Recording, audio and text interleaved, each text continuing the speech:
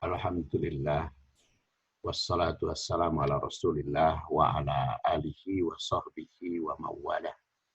Jamaah rahimakumullah, kajian kita saat ini meneruskan bahasan hadis yang menghalalkan emas dan sutra bagi wanita dan mengharamkannya bagi pria.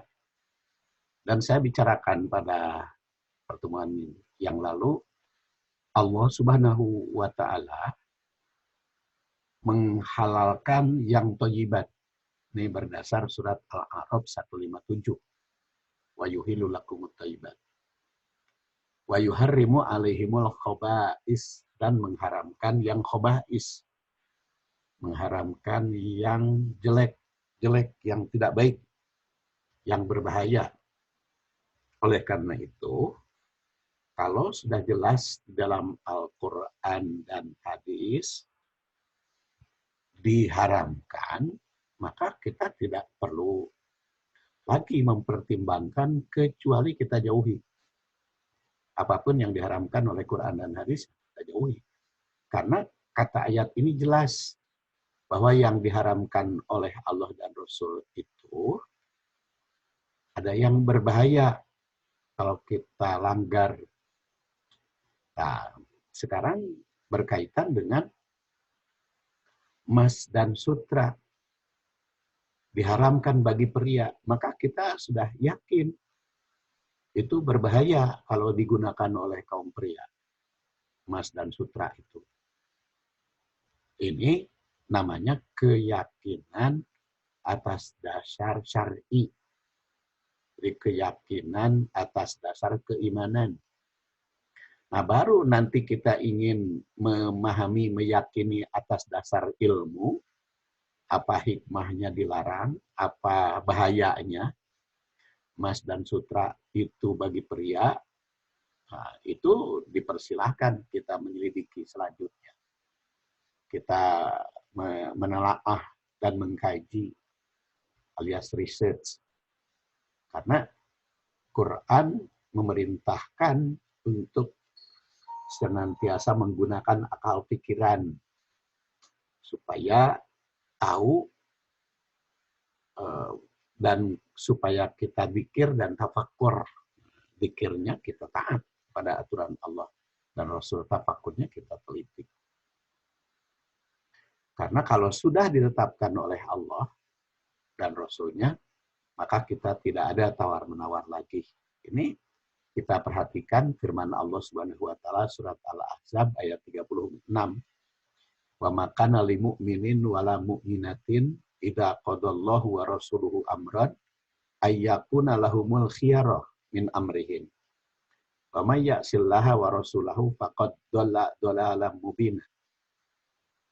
Tidak ada bagi mukmin laki-laki dan mukmin wanita apabila sudah Allah putuskan sesuatu dan Rasulnya menetapkan pada suatu amran, itu tidak ada untuk yakuna lahumul khiyarah, untuk mengambil pilihan lain, untuk mencari pilihan lain atau mengambil alternatif lain min amrihin dalam urusan mukmin itu, mukmin laki-laki maupun perempuan. Sebab wa may ya'sillaha, barang siapa yang mendurhakai Allah wa rasulahu dan rasulnya, faqad dhalla dhalalan mubina, maka dia akan tersesat, bahkan bukan akan lagi, sudah tersesat dengan kesesatan yang nyata. Dan memang menurut sebagian riwayat, utamanya diriwayatkan oleh At-Tabarani yang lahir tahun 260 Hijriah, wafat tahun 360, ayat ini turun berkaitan dengan Zainab binti Jahas. Zainab binti Jahas itu kan sangat keranjingan, sangat mencintai Rasul. Pada suatu saat Rasul datang mengunjungi kakaknya, keluarga Zainab binti Jahas, Abdullah bin Jahas, untuk melamarkan bagi anak angkatnya. Zaid bin Harisah. Nah, tentu saja Zainab binti Jahas itu bertanya-tanya, kok Rasul melamar saya untuk Zaid bin Harisah, padahal Zaid bin Harisah itu kan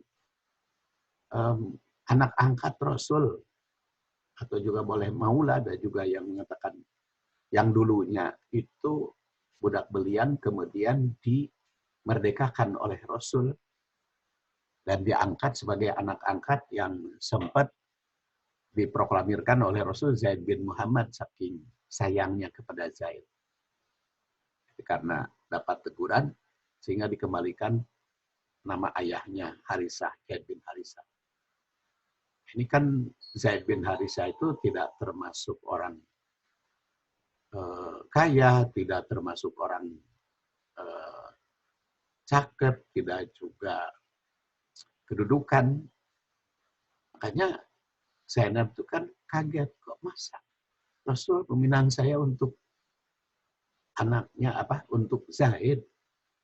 Kenapa saya tidak diminang untuk Rasul saja? Pantes kalau Zainab itu menurut pikiran sepintasnya dinikah oleh Rasul, bukan oleh Zaid.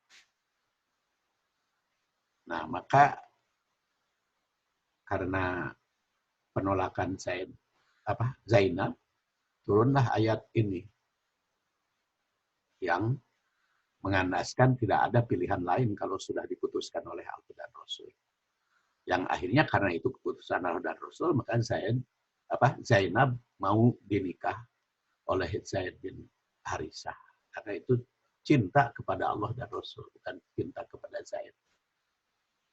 Nah, ini membuktikan bahwa keimanan itu justru diuji oleh kesiapan menjalankan perintah Allah dan Rasul, walaupun Zainab pada saat itu tidak paham apa makna dan maksudnya.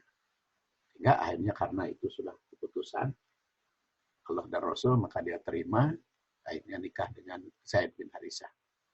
Walaupun karena memang pernikahan itu harus ada dasar cinta, kecintaan Zainab kepada Zaid itu kan nggak muncul-muncul ya. Tidak datang-datang kecintaannya, sehingga akhirnya sering mengeluh dan mengadu kepada Rasul Shallallahu Alaihi Wasallam. Ya, beberapa kali Rasul SAW menyuruh untuk mempertahankan rumah tangga beliau itu, tapi akhirnya Allah mengizinkan mereka bercerai dari antara Zaid dengan Zainab itu bercerai. Dan setelah masa iddah Zainab dengan Zaid, maka Rasul SAW diperintahkan untuk menikahi Zainab. Itu merupakan perubahan hukum. Yang saya garis bawahi saat ini adalah kesiapan orang mukmin untuk menerima perintah Allah dan Rasul, walau mungkin belum dipahami. Makanya, walaupun kita sekarang belum paham makna dan hikmah dari emas dan sutra diharamkan bagi pria, ya kita jauhi saja, kita taati saja. Nah, jika telah disepakati, tidak ada tawar-menawar lagi dalam menaati aturan Rasul untuk ditolaknya, maka kita terima apa adanya. Adapun untuk menggali hikmahnya, itu diperlukan supaya kita berpikir, menggali dan meneliti hikmah sesuatu yang telah disyariatkan, bukan mempertanyakan sebab. Jadi bukan kenapa diharamkan, bukan, tapi untuk apa diharamkan, apa hikmahnya. Jadi bukan tawar-menawar hukum syariat, melainkan untuk mengambil pelajaran dari apa yang telah ditetapkannya. Dan ini bermanfaat betul. Pertama tentu saja akan menyadari betul betapa pentingnya syariah Islam dan betapa benarnya kemukjizatan Rasul. Karena bisa dibuktikan secara akli, akal pikiran maupun indrawi. akli dan hissi. Jadi apabila yang telah ditetapkan oleh syar'i, maka dibuktikan kebenarannya oleh akli dan hissi. Kemudian yang kedua, menambah ketentraman batin dan kenikmatan ibadah, baik dalam menjalankan perintah maupun menjauhi yang dilarang. Kan jadi tentram gitu. Tidak ada rasa iri, tidak timbul berbagai pertanyaan. Jadi nikmat menjalankan ibadahnya kalau sudah kita ketahui. Ya, seperti kita mengetahui hikmah sholat. Bagaimana hikmah sholat subuh sehingga 2 rakaat, tetapi bacaannya panjang. Beda dengan duhur 4 rakaat, tapi bacaannya pendek. Maksud saya bacaan setelah Fatihahnya. Ya. Kalau subuh itu kan panjang, tulul qiyam, lama berdiri. Sedangkan duhur itu pendek bacaannya, lebih pendek dari subuh.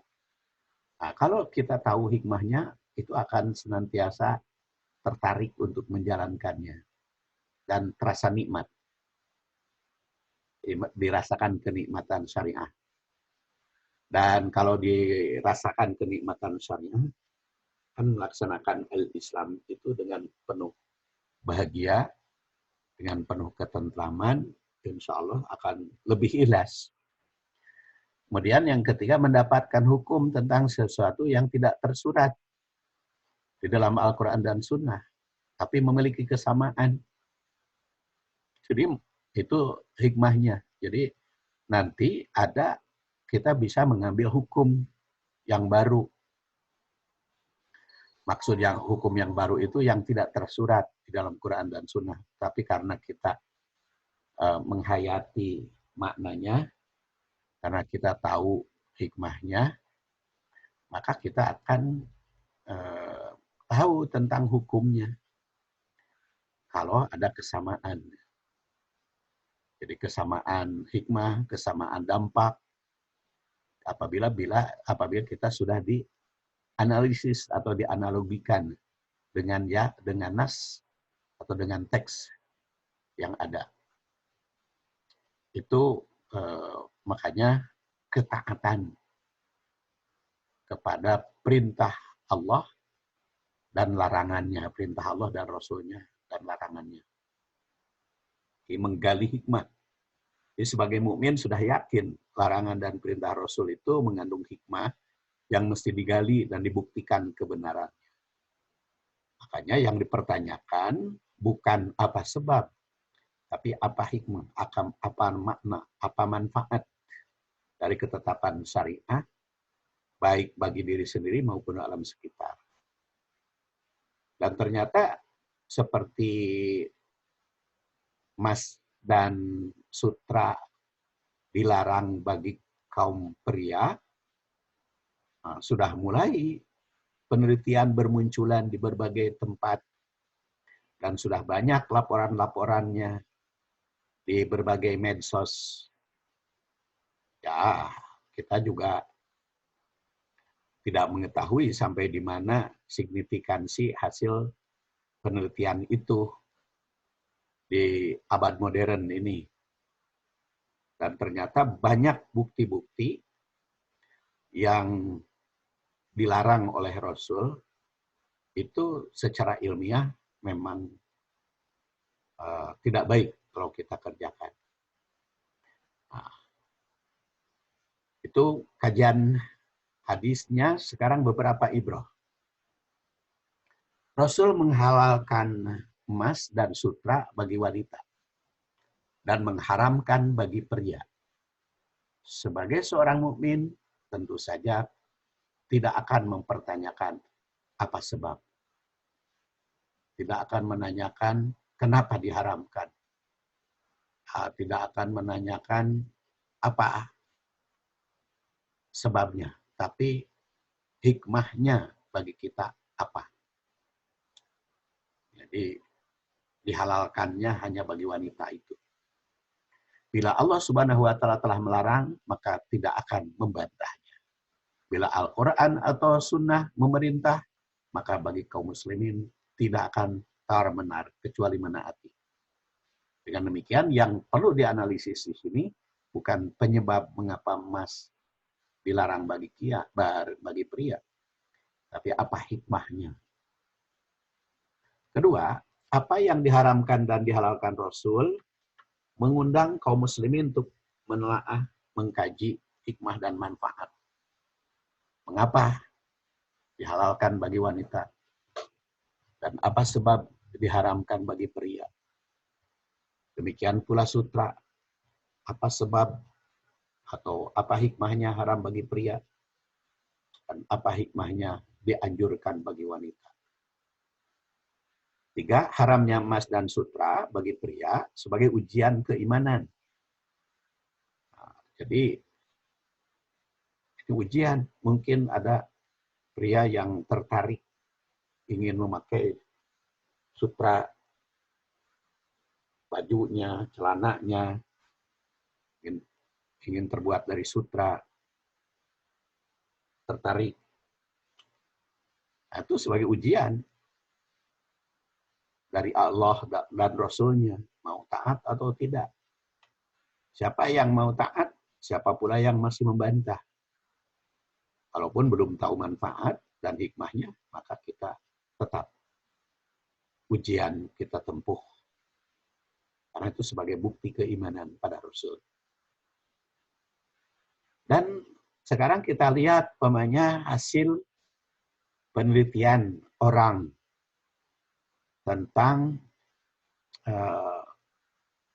emas bagi pria. Emas itu jelas sebagai perhiasan cemerlang. Jadi emas itu termasuk perhiasan yang memiliki nilai tinggi dalam mempercantik dan menghiasi seseorang dengan hiasan yang gemerlap indah. Keindahan gemerlap indah sangat pas dijadikan hiasan bagi kaum wanita yang dianggap cantik dan penampilan menarik. Tentu saja akan menambah pesona bagi suami. Rasul SAW bersabda, seperti pernah dikutip pada kajian kecantikan, tibur rijal ma doharo rihuhu wa khofiya launuhu.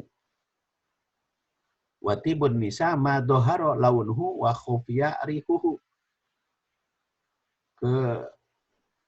Kecantikan atau ketampanan pria adalah yang nampak harumnya, yang nampak wanginya, tapi warnanya tidak terlalu menonjol. Dan kecantikan wanita yang menonjol, yang nampak warnanya, tapi tidak begitu semerbak harumnya. Khofiyya rihuhu. Hadis ini mengisyaratkan bahwa hiasan pria bukan pada warna-warni, bukan pada pakaian yang gemerlap, bukan pada emas berlian, karena itu emas itu kan emas itu gemerlap indah, mencorong, buricak burinong. Keharuman itulah yang harus menonjol di kaum pria. Kan emas ini tidak harum, kan? Jadi memang tidak cocok emas itu bagi pria. Keharuman tersebut bisa dalam bentuk parfum paling juga kalau bagi kaum pria. Minyak wangi. Jadi rasanya tidak pernah tersirat di benak masyarakat mengagumi pria yang dianggap tampan karena warna-warni pakaian atau banyaknya perhiasan yang menempel di badan. Pria itu baru dianggap tampan bila kepribadiannya wibawa. Ilmunya tinggi, kepemimpinannya bertanggung jawab. Emas dikategorikan sebagai hiasan atau perhiasan, sedangkan seorang pria bukanlah sesuatu yang menarik ditempelkan pada tubuh. Pria bukan sosok manusia yang menyempurnakan diri dengan sesuatu yang di luar diri. melainkan sempurna dengan sesuatu yang dalam, di dalam diri sendiri. Kejantanan pria itu tidak terletak pada perhiasan yang menempel di tubuh. Pria tidak membutuhkan perhiasan untuk menarik perhatian lawan jenis.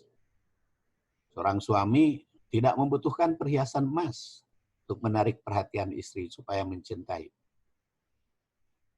Berbeda sekali dengan wanita yang membutuhkan berbagai perhiasan yang bernilai tinggi. Coba saja kan, begitu terbuka, dilihat oleh suaminya, ternyata pakai anting atau pakai kalung, wanita itu maka akan semakin mempesona. Perhiasan itu dibutuhkan. Hingga dalam pergaulan di antara mereka juga, dan termasuk utamanya depan suami. Perhiasan yang gemerlap seperti emas berlian, pakaian warna-warni seperti sutra, itu melambangkan prestise keindahan dan kewibawaan wanita. Jadi kalimat watibun nisama toharo launuhu wa khofiyarihuhu dalam hadis tadi mengisyaratkan bahwa kaum wanita itu dipersilahkan menghiasi dirinya dengan berbagai aksesoris, baik berupa busana dari sutra, perhiasan emas berlian, ataupun bersolek dengan kosmetik. Itulah salah satu hikmah wanita diperbolehkan memakai perhiasan emas dan tidak cocok bagi laki-laki. Kecantikan wanita akan tampak dari gemerlap warna-warni serta perhiasan yang nempel di badannya. Kemudian yang kedua, partikel emas itu ternyata hasil penelitian mengganggu kejantanan pria. Nah, ini seperti tadi kan, signifikansi hasil penelitian itu berapa persen dari sebagainya, tetapi diketahui di media massa ada hasil penelitian. Katanya perhiasan emas bagi pria itu, kenapa atau apa hikmahnya dilarang oleh Islam? Ternyata itu larangan tersebut sangat logis dan bisa dibuktikan dengan ilmu pengetahuan. Pria yang terlalu lama mengenakan emas bisa mengalami masalah pada organ gonadnya atau testis yang berfungsi sebagai tempat produksi sperma. Efek memakai emas ini hanya dialami oleh pria. Kalau wanita enggak. Wanita tidak punya testis kan, dan tidak memproduksi sperma. Makanya kan urusan seks pria dengan wanita itu kan beda. Ya. Jadi walaupun sudah dioperasi kelamin, laki-laki kelaminnya diganti dengan wanita, organ seks nama nggak bisa kan sampai sekarang. Dokter mana di dunia yang bisa mengubah sel-sel sperma jadi sel ovarium atau dorongannya, ya. Jadi seperti dikutip dari ex-bobo itu, pemakaian emas yang terlalu lama membuat tubuh pria itu terpapar dengan zat aktif emas. Emas itu mulai teroksidasi dan memunculkan beberapa senyawa. Senyawa ini jika masuk ke tubuh pria dapat mempengaruhi testis dan mengganggu fungsi. Kan kalau kalau pria itu yang bagus itu kan yang kokoh, yang kuat, yang bisa mengendalikan. Kalau perempuan tuh yang cepat, orgasmus kan. Makanya kan tidak ada iklan obat kuat wanita kan, yang ada obat kuat pria. Nah, itu mah tabiatnya masing-masing yang telah Allah Subhanahu wa taala berikan pada setiap insan. Jadi berkebalikan dengan itu, wanita memakai emas itu lebih tahan terhadap paparan senyawa tersebut. Ovarium lebih mampu menangkal. Sehingga apapun bentuk perhiasan emas yang dipakai wanita itu tidak berpengaruh pada kesehatan. Partikel emas juga berdampak negatif bagi pria, itu jelas dampak negatif bagi pria dan positif bagi wanita. Dan penelitian juga dilakukan oleh Wiwan Tikitip, Amor Pun, dan lain-lain ini bahasa di sana, bukan bahasa Indonesia. Jadi di Thailand ya. Pokoknya di Chulalongkorn, Universitas Chulalongkorn, Bangkok. Hasil penelitian merekomendasikan bahwa partikel emas dapat menembus sel sperma yang dapat mengakibatkan fragmentasi. Kemungkinan emas ini digunakan industri telah dilaporkan di tempat berbagai penyebab kemandulan laki-laki. Dan mungkin bisa menimbulkan epidemitis. Jadi perlu ketahui hanya diperlukan sedikit saja dari senyawa oksidasi emas untuk memperburuk kesehatan testis pria. Sebab dengan beberapa miligram senyawa itu, pria sudah memiliki risiko tinggi mengalami kerusakan pada testis. Akibat buruknya adalah memunculkan risiko kemandulan. Sementara itu, jika seorang memakai perhiasan cincin emas dalam jangka waktu lama, juga bisa menyebabkan peradangan akar saraf di bagian yang menjadi tumpuan cincin. Nah, jika diletakkan pada jari tengah, katanya, melekat, bisa memunculkan risiko aterosklerosis, bahkan hipertensi. Nah, pemakaian cincin di keliling itu yang erat, itu dapat menyebabkan lesi pada usus 12 jari. Jadi, jelaslah hasil penelitian orang bahwa emas itu berbahaya kalau dipakai pria. Rasul melarang pria memakai emas. Kemudian bagaimana kaitannya dengan ayat perhiasan?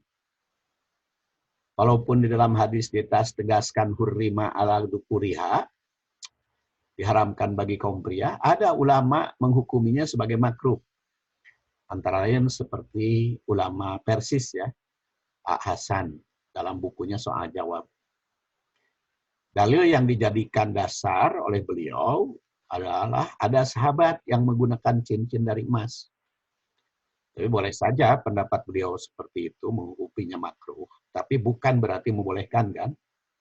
Perlu disadari bahwa pada zaman beliau kan belum ditemukan bahaya emas bagi kaum pria.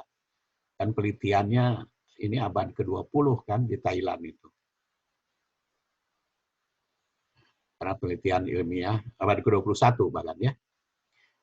Baru dilakukan setelah buku tersebut disusun. Namun Rasulullah SAW telah terlebih dahulu mengharamkan karena berdasar wahyu. Rasul mengharamkan sesuatu bukan atas dasar penelitian ilmiah, melainkan atas dasar wahyu. Makanya kebenarannya mutlak. Samping itu ada pula ulama yang mempertentangkan antara hadis yang mengharamkan emas dengan hukum yang ada di dalam Quran, yaitu kul man harrama zinatallahi allati akhraja li ibadihi wa thayyibat minar rizqi kul hiya lil ladina amanu fil hayatid dunya khalisatan yaumal qiyamah kadzalika nufassirul ayat liqaumi ya'lamun. Ini kan sudah saya bahas ayat ini ketika membahas kecantikan. Jadi berdasar ayat ini siapapun tidak boleh mengharamkan perhiasan yang sudah dihalalkan oleh Allah dan Rasul. Jadi ayat ini dipahami sebagai sumber hukum yang menghalalkan segala perhiasan untuk dipakai oleh setiap mukmin baik wanita maupun pria. Hadis yang melarang laki-laki memakai emas dan sutra itu dianggap bertentangan oleh ulama yang berpendapat demikian. Namun perlu diperhatikan, sebenarnya antara ayat yang mempersilahkan memakai perhiasan dengan hadis yang melarang pria menggunakan emas dan sutra, tidaklah ada pertentangan. Ayat perhiasan itu bersifat umum, tidak menyebut emas atau sutra kan. Dengan demikian, yang sifatnya umum itu dikhususkan, dikecualikan oleh hadis. Jadi bila ditelaah, maka dapat disimpulkan bahwa emas dan sutra itu bukan perhiasan bagi kaum pria.